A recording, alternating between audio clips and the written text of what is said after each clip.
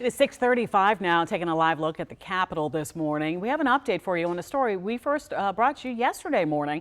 A push in one state to put an age limit on members in Congress. And even following those election results in North Dakota, you talked about it yesterday. We had a discussion about age limits versus term limits, supposed. But what's the latest?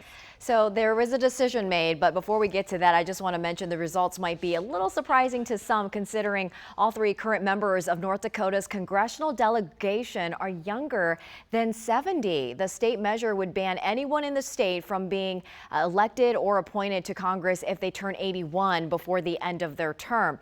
And as Allison mentioned, we heard from many of you about this on social media, also on my Facebook page, some agreeing with the measure, but also thought that term limits were needed. And let's get to some specific comments here. One person commented, yes, 100% age limits for Congress, Senate, presidency, Supreme Court, also term limits for all. Now, Gary Gaston agreed that term limits would be more effective, but said age limits would be discriminatory.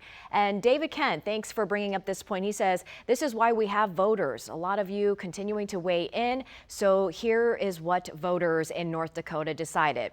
95% of the votes in.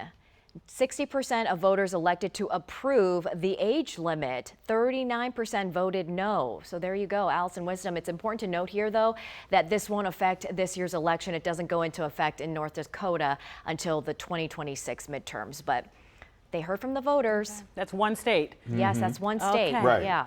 All right. Annie, thank you. It was a really interesting discussion. Thank you.